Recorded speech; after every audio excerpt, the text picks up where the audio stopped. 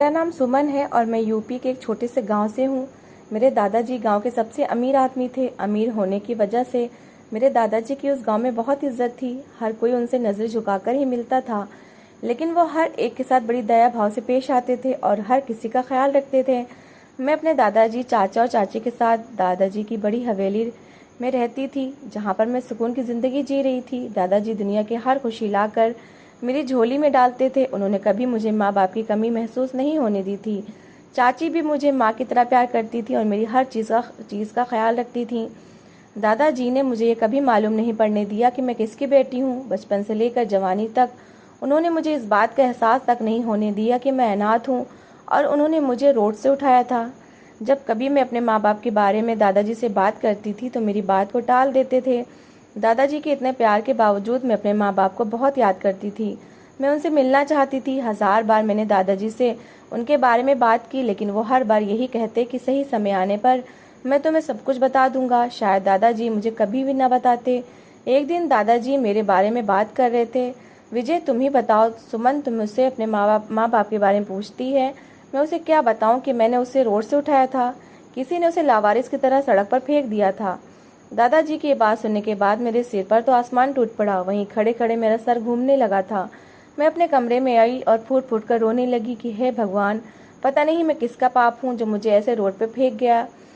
दादाजी ने मेरी बहुत अच्छी परवरिश की थी। उन्होंने मुझे अच्छी शिक्षा दिलवाई थी। हाई स्कूल मैंने बहुत अच्छे नंबर से पास किया, लेकिन हमारे गांव में कोई कॉलेज नहीं था। गांव के सभी बच्चे हाई स्कूल की पढ़ाई के लिए, बात पढ़ने के लिए शहर जाते थे। गांव से शहर जाने के लिए 1 घंटा लग जाता था। हाई स्कूल की पढ़ाई पूरी करने के बाद दादाजी को इस बात की फिक्र थी कि सुमन मुझसे दूर चली जाएगी। उनका कहना था कि मैं तुम्हें शहर नहीं भेजूंगा, जितना पढ़ लिया है काफ़ी है। लेकिन चाचा चाची और मेरी जिद के आगे दादाजी को हथियार डालने ही पड़े। दादाजी एक शर्त पर मान गए कि मैं रोज़ घर वापस आ जाया करूंगी।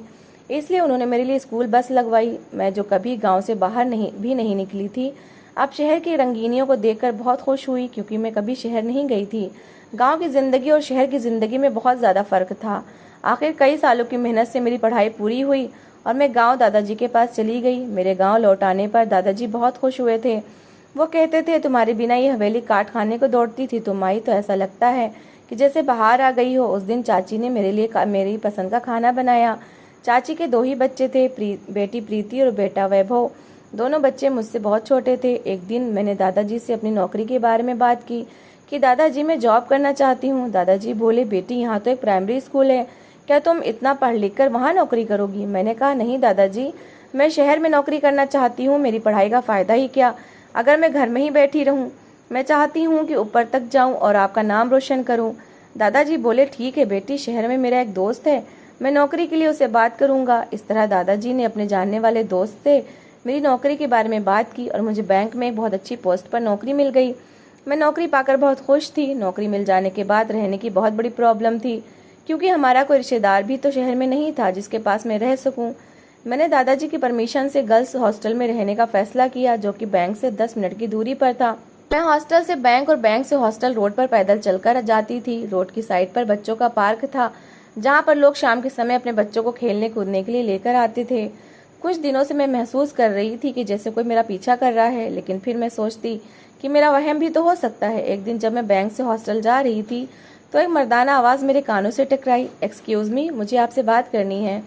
मैं 1 मिनट के लिए रुकी और बोली, मुझे लड़कों में कोई इंटरेस्ट नहीं, प्लीज़ आप मेरा पीछा मत कीजिए, वरना मुझसे बुरा कोई नहीं होगा। तो वो लड़का, जिसने अपना चेहरा मास्क से छुपाया हुआ था, बोला, कि आप मुझसे शादी करेंगी? आपको पता है मैं आपको रोज़ इस समय पार्क में बैठे हुए देखता हूँ। मैं आपको अपनाना चाहता हूँ। देखिए, मैं दूसरे लड़कों जैसा बिल्कुल नहीं हूँ। मैं आपको दुनिया की हर खुशी देना चाहता हूँ। प्लीज़ मेरा प्रपोजल एक्सेप्ट कर लीजिए। मैंने कहा, मेरा पीछा छोड़ दो, वरना मैं शोर मचाकर लोगों को इकट्ठा कर लूँगी और फिर जो आपके साथ होगा उसके जिम्मेदार आप खुद ही होंगे। तो वो बोला, मैं आपके लिए हर रिस्क लेने के लिए तैयार हूँ।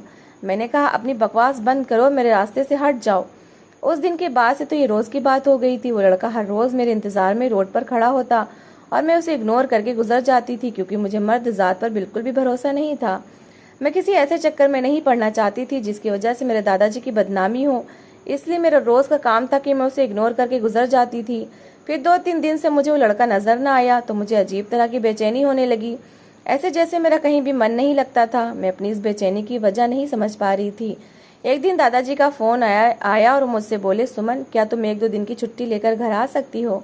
मैं बोली, दादाजी सब ठीक तो है ना? तो वो बोले, जब घर आओगी तब बताऊंगा, बस तुम जल्दी से घर आ जाओ। तुम्हारे लिए बहुत बड़ा सरप्राइज़ है, तो जो मैं तुम्हें घर आने के बाद ही बताऊंगा। मैं बोली, दादाजी मैं कल ही गाँव आ रही हूँ, आप कल ड्राइवर को भेज देना, वो आकर मुझे बैंक से ले जाएगा। अगले दिन मैं ड्राइवर के साथ जब घर पहुंची तो हवेली में बहुत हलचल थी। चाची नौकरों से हवेली की सफाई करवाने में व्यस्त थीं। हवेली का माहौल देखकर ऐसा लग रहा था जैसे कोई बहुत बड़ा फंक्शन रखा गया हो। मैं हैरत से हवेली के को चारों ओर देख रही थी। मुझे समझ नहीं आ रहा था कि ये क्या हो रहा है और दादाजी ने मुझे इतना अर्जेंट क्यों बुलाया है। मैं चाची के पैर छूने के बाद दादाजी के कमरे में चली गई। दादाजी अपनी कुर्सी पर बैठे किताब पढ़ने में बिजी थे। मैंने जाते ही दादाजी के पैर छुए और उनसे लिपट गई। दादाजी ने प्रेम पूर्वक मेरे सिर पर हाथ फेरा और बोले, सुमन तुम बहुत किस्मत वाली हो। मैं मुस्कुराते हुए बोली, वो तो मैं हूँ जो मुझे इतने अच्छे प्यार करने वाले दादाजी और चाचा चाची मिले। तो दादाजी बोले, सुमन मैं तुम्हारे लिए एक अच्छा फैसला किया है, तुम्हें पता है मैं तुम्हारे लिए कभी भी बुरा नहीं सोचूंगा। मैं बोली, बिल्कुल दादाजी, मैं अच्छी तरह से जानती हूँ कि आप मेरे लिए जो भी करेंगे अच्छा ही करेंगे। दादाजी बोले, सुमन मैंने तुम्हारे लिए फैसला किया है। मैं बोली, दादाजी आप किस फैसले की बात कर रहे हैं? तो वो कहने लगे, सुमन तुम्हारे लिए बहुत अच्छे घर से रिश्ता आया है, लड़का बहुत ही हैंडसम और अच्छा है और वो लोग मुझे भी बहुत पसंद आए हैं। मैंने तुमसे पूछे बगैर आज उन लोगों को घर पर आने का आमंत्रण दिया है, इसलिए मैंने तुम्हें शहर से बुलाया है ताकि तुम भी उन लोगों से मिल लो। मुझे तो वो लोग खानदानी लग रहे हैं, इसलिए मैंने रिश्ते के लिए हामी भर दी और फिर उनका अपना बहुत बड़ा कारोबार है। मुझे उम्मीद है कि तुम वहाँ बहुत खुश रहोगी, लेकिन मैं तुम्हारी मर्जी के बगैर कोई भी कदम नहीं उठाऊंगा। अगर तुम्हें वो लोग पसंद ना आए तो हम इस रिश्ते को मना कर देंगे, मगर एक बार तुम्हारा उनसे मिलना ज़रूरी है। दादाजी जैसा आपको ठीक लगे। ये कहते हुए मैं उठकर कमरे से चली गई थी। पता नहीं क्यों मुझे ये सुनकर बिल्कुल भी खुशी नहीं हुई थी कि कोई मेरे रिश्ते के लिए आ रहा है। शायद मैं उस अजनबी लड़के को चाहने लगी थी। मैं उदास उदासी कमरे में टहलने लगी। कुछ देर बाद चाची आई और बोली, सुमन तैयार हो जाओ, तुम्हें देखने के लिए वो लोग आने वाले हैं। हाँ, मैं सिर हिलाती हुई अलमारी की तरफ गई और पिंक कलर का सूट निकाला और पहनकर तैयार हो गई। क्योंकि दादाजी का हुक्म था तो मैं बिल्कुल नहीं टाल सकती थी। मैं तैयार हो गई और अपने कमरे में ही बैठ गई। हवेली में सारे लोग मेहमानों के आने का इंतजार कर रहे थे, लेकिन किसी को नहीं पता था कि आगे क्या होने वाला है। सब लोग शाम तक मेहमानों के आने का इंतजार करते रहे, लेकिन वो लोग नहीं आए। शाम के 4 बजे दादाजी के पास एक फ़ोन आया, जिसे सुनने के बाद दादाजी काफ़ी उदास दिखाई दे रहे थे। चाची के पूछने पर दादाजी ने बताया कि वो लोग नहीं आएंगे। हमने उन्हें समझने में बहुत बड़ी भूल कर दी। मैं तो समझता था कि वो लोग बहुत खानदानी हैं, लेकिन वो तो एक नंबर के गुंडे निकले। मुझे पता चला है कि आज उनका किसी के साथ झगड़ा हो गया। इस झगड़े के दौरान एक इंसान अपनी जान से हाथ धो बैठा, इसलिए वो लोग अपना घर बार छोड़कर फरार हो गए। मैं तो भगवान का लाख लाख धन्यवाद करता हूँ जिसने मेरी बच्ची की ज़िंदगी बर्बाद होने से बचा ली, वरना मैं सारी ज़िंदगी खुद को कभी माफ़ नहीं कर पाता। इस बात को 6 महीने ही गुजरे थे कि मेरे लिए एक बहुत ही अच्छे परिवार से रिश्ता आया। वो लोग बहुत धार्मिक लोग थे। दादाजी को भी रिश्ता ठीक लगा। दादाजी को वो लोग फ़ौरन पसंद आ गए। दादाजी ने मुझसे मेरी मर्जी पूछी तो मैं चाहते हुए भी इनकार न कर पाई और इस तरह मेरा रिश्ता पुलकित के साथ तय कर दिया गया। पुलकित बहुत ही अच्छी तबीयत का मालिक था। रिश्ता होने के बाद पुलकित अक्सर मुझे कॉल किया करता था, लेकिन उससे बात करके मुझे कोई खुशी नहीं होती थी। मेरा दिल तो जैसे बुझ गया था। रिश्ता पक्का होने के बाद 1 महीने बाद शादी की तारीख तय कर दी गई। हवेली में शादी की तैयारियां जोरों पर थीं। दादाजी के कहने पर मैंने जॉब से रिज़ाइन कर दिया था। दादाजी का कहना था कि तुम्हारी शादी होने वाली है, बेहतर यही है कि तुम जॉब छोड़ दो। शायद ये बात तुम्हारे ससुराल वालों को अच्छी ना लगे कि तुम बैंक में जॉब करती हो, इसलिए मुझे रिज़ाइन करना पड़ा। शादी की तैयारियां ज़ोर शोर से शुरू थीं। शादी की सारी शॉपिंग चाची ने शहर से की थी। वो हर जगह मुझे अपने साथ रखती थी। मेरे लाख मना करने के बावजूद भी वो मुझे अपने साथ लेकर जाती कि तुम हर चीज़ अपनी पसंद से लो। दादाजी भी ज़बरदस्ती मुझे चाची के साथ भेज देते थे। बाजारों के चक्कर लगा लगा कर मेरी तो टांगें जैसे टूट ही गई थीं। एक दिन जब मैं चाची के साथ शॉपिंग पर गई तो मुझे ऐसा महसूस हुआ जैसे वो लड़का मेरे आसपास है। मैंने अपने चारों तरफ नज़र दौड़ाई, लेकिन वो मुझे कहीं भी नज़र नहीं आया। घर आते ही मैं अपने कमरे में चली गई। कुछ देर बाद दादाजी कमरे में आए और बोले, सुमन क्या हुआ, तुम उदास लग रही हो। अगर तुम्हारे दिल में कोई ऐसी बात है तो मुझे बताओ, क्या तुम इस शादी से खुश नहीं हो? मैं बोली, नहीं दादाजी, ऐसी कोई बात नहीं है। आपने मेरे लिए जो फैसला किया है वो सोच समझ कर ही किया होगा। बस मैं बाजार जाने की वजह से कुछ थक गई हूँ, इसलिए आराम करना चाहती हूँ। दादाजी बोले, अच्छा तुम आराम करो, मैं चलता हूँ। और फिर कल तुम्हारी मेहंदी का फंक्शन भी है उसकी तैयारी भी तो करनी है। मेहंदी वाले दिन पूरी हवेली दादाजी ने फूलों से सजा दी थी, जो कि बहुत ही खूबसूरत लग रही थी। मेहंदी वाले दिन मैंने ग्रीन और गोल्डन रंग का लहंगा पहना हुआ था। मुझे स्टेज पर बिठाया गया तो हर नज़र मुझ पर टिकी हुई थी। ताज़ा फूलों के गहने पहनकर और लंबे बालों की चोटी को आगे की तरफ किए हुए मैं बहुत खूबसूरत लग रही थी। देखने वाली हर नज़र मेरी तारीफ कर रही थी। मेहंदी की रस्म करते करते रात के 12 बज गए। मैं बहुत थक चुकी थी, इसलिए रस्म खत्म होने के फौरन बाद मैं अपने कमरे में आ गई। जल्दी से अपने कपड़े चेंज किए और अपने बिस्तर में घुस गई। उस दिन मेरा दिल कर रहा था कि मैं रोऊं।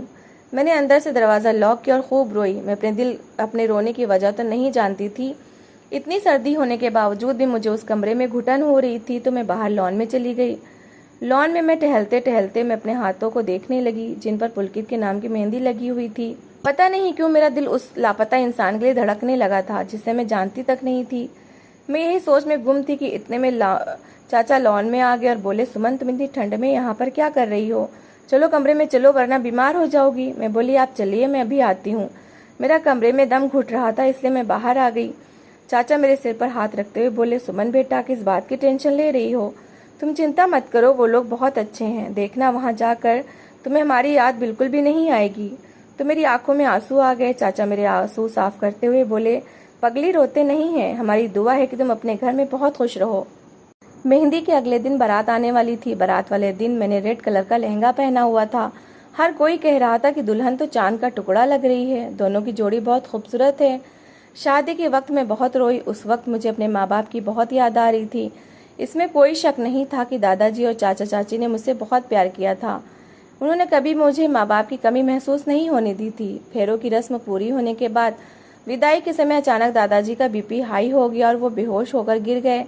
उसी समय डॉक्टर को बुलाया गया और चेकअप के बाद डॉक्टर ने बताया कि उनका ब्लड प्रेशर बहुत हाई है। मैं दादाजी के पास बैठी लगातार रोई जा रही थी। कुछ देर बाद दादाजी को होश आया तो मेरी जान में जान आ गई। मैं दादाजी के हाथ अपने हाथों में लिए उन्हें चूम रही थी। आपको क्या हो गया है? अगर आपको कुछ हो गया तो मैं कैसे जीऊँगी? आप ही तो मेरा सब कुछ हैं। जब दादाजी की तबीयत कुछ ठीक हो गई तो मेरी विदाई कर दी गई। विदाई पर दादाजी, चाचा चाची सब उदास चेहरे लिए खड़े थे। मैंने पीछे मुड़कर एक नज़र डाली और गाड़ी में बैठ गई। ससुराल में मेरा स्वागत बहुत शानदार तरीके से किया गया था। मेरे कदमों में गुलाब के फूलों की पत्तियां बिछाई गईं। मेरी सास ने मेरी नज़र उतारी और मुझे कमरे में ले गई। जब मैंने कमरे में कदम रखा तो कमरे में बहुत अच्छी खुशबू आ रही थी, जो कि गुलाब के फूलों की थी। फूल मुझे शुरू से बहुत पसंद थे और गुलाब के फूलों से तो मुझे बहुत लगाव था।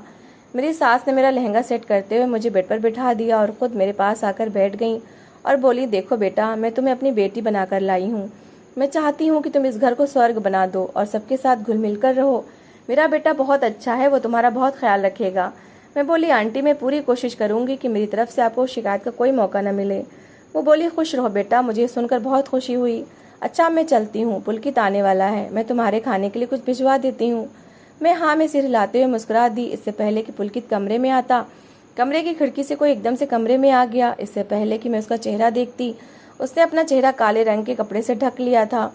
मैं समझी कि शायद कोई चोर डाकू है। मैं एकदम से घबराई और घबराहट में मेरे मुंह से चीख निकल गई। उस इंसान ने कमरे में आते ही सबसे पहले कमरे का दरवाज़ा बंद किया और अब बंद करने के बाद वो मेरी तरफ बढ़ा और मैं सिमट कर एक तरफ बैठ गई।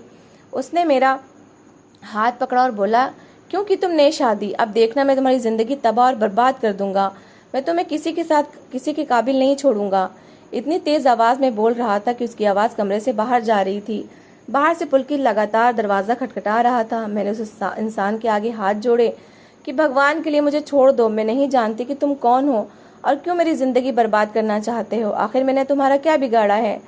मैंने तो कभी भी किसी का बुरा नहीं चाहा। तो वो ज़ोर से बोला, तुमने मेरे साथ बुरा किया है और इसका बदला तो मैं तुमसे लेकर ही रहूँगा। और वो मेरे हाथों को पकड़कर इस तरह ज़ोर से दबा रहा था कि दर्द से मेरी चीखें निकल रही थीं। जाने से पहले वो ऊंची आवाज़ में बोला, अब तुम मेरे सिवा किसी की नहीं हो सकती। मैंने तुम्हें कहीं भी मुँह दिखाने के लायक नहीं छोड़ा। अभी वह खिड़की के पास ही गया था कि मैं जल्दी से उठी और दरवाज़ा खोल दिया। इससे पहले कि पुलकित उसे पकड़ता वो भाग चुका था। पुलकित ने गुस्से से मेरी तरफ देखा और बोला, कौन था वो? मैं बोली, मैं नहीं जानती। पुलकित ने ज़ोरदार थप्पड़ मेरे मुंह पर मारा और बोला, अगर तुम उसे नहीं जानती थी तो वो तुमसे मिलने यहाँ क्यों आया था? तुम जैसी चरित्रहीन लड़की नहीं देखी। अगर तुम्हें वो पसंद था तो तुमने क्यों की मुझसे शादी? मैं बहते हुए आंसुओं के साथ बोली, पुलकित मैं नहीं जानती वो कौन था। पुलकित बोला, एक तो गलती करती हो, ऊपर से झूठ बोलती हो। तुम इस लायक ही नहीं हो कि मैं तुम्हें अपनी ज़िंदगी में शामिल करूं। मैं अभी और इसी समय तुम्हें तलाक दे दूंगा। पुलकित ने तलाक की बात बोलकर मुझे कमरे से निकाल दिया। पुलकित के घर में मैंने सबको सफाई दी कि मैं पवित्र हूँ, लेकिन पुलकित के घर में किसी ने मेरी बात का विश्वास नहीं किया और मुझे उस घर से निकाल दिया गया। मैं आधी रात को सड़क पर भटकती फिर रही थी। मुझे मेरे कोलीग ने देखा जो बैंक में मेरे साथ ही जॉब करता था। उसने मुझे मेरी हवेली पर पहुंचा दिया। मेरे पहुंचने से पहले ही दादाजी को सारी सिचुएशन का पता चल चुका था। जब मैं हवेली पहुंची तो मैं सबसे नजरें चुरा रही थी, ऐसे जैसे मैंने बहुत बड़ा पाप कर दिया हो। मैं बेकसूर होते हुए भी खुद को कसूरवार समझ रही थी।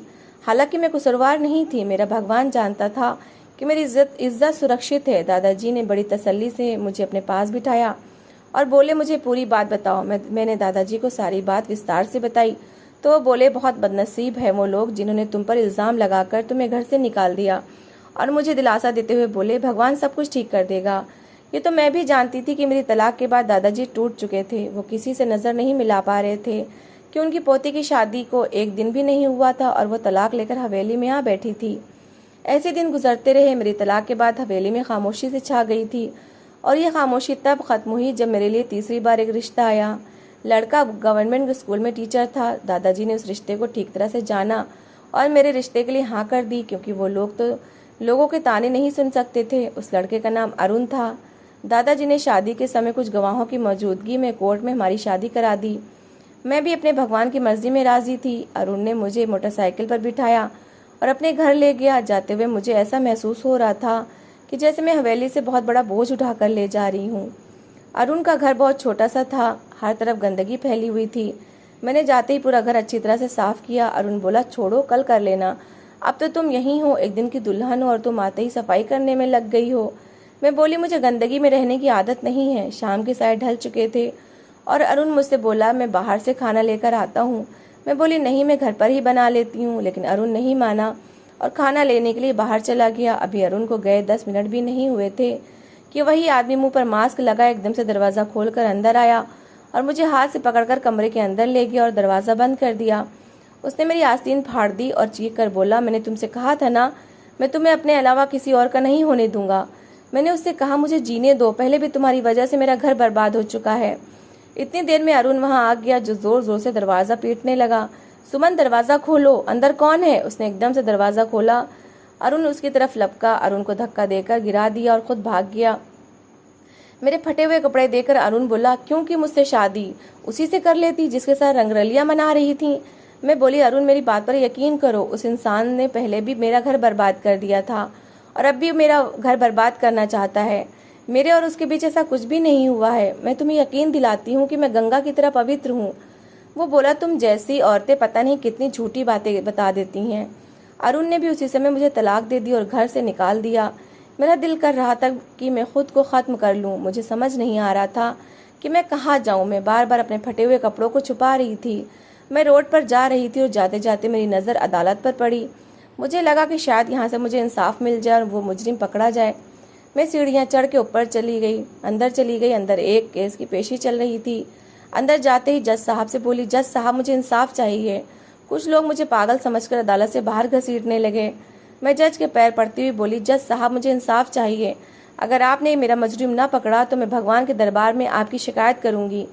जज ने फौरन मेरी बात सुनी। मैं बोली, हर बार शादी की रात को कोई नकाबपोश आता है और मेरे साथ बदतमीजी करके गायब हो जाता है और तब मेरा पति मुझे तलाक दे देता है। ये सुनकर जज बोला, कल तक मुजरिम तुम्हारे सामने होगा।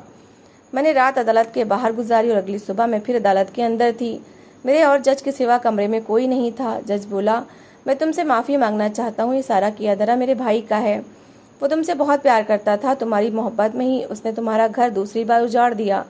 जब उसने तुम्हारा घर उजाड़ा तो वापसी पर वो एक गाड़ी से टकराया। इमरजेंसी में आखिरी बार मेरी मुलाकात उससे हुई। उसने मुझे तुम्हारे बारे में बताया। अपने जाने से पहले उसने तुम्हारी पवित्रता की गवाही भी दी और मुझसे वादा लिया कि मैं तुमसे शादी करके पूरे सम्मान के साथ अपने पास रखूं। मैंने तुम्हारे बारे में पता करवाया था तो मुझे पता चला कि तुम हवेली तो नहीं गई हो और देखो किस्मत का खेल कि आज तुम खुद चलकर मेरे पास आई हो। वो मेरे सामने हाथ जोड़ते हुए बोला, प्लीज़ उसे माफ़ कर दो, वो तुम्हारा गुनाहगार था। ये सब सुनने के बाद मैं ज़ोर ज़ोर से चिल्ला रही थी कि तुम्हारे भाई ने मेरी ज़िंदगी बर्बाद कर दी, मुझे कहीं मुँह दिखाने के काबिल नहीं छोड़ा। बाहर खड़े लोग अंदर से आने वाली आवाज़ें सुन रहे थे। वो जज, जिसका नाम श्रवण कुमार था, उसने मुझसे शादी की और अपने घर ले गया।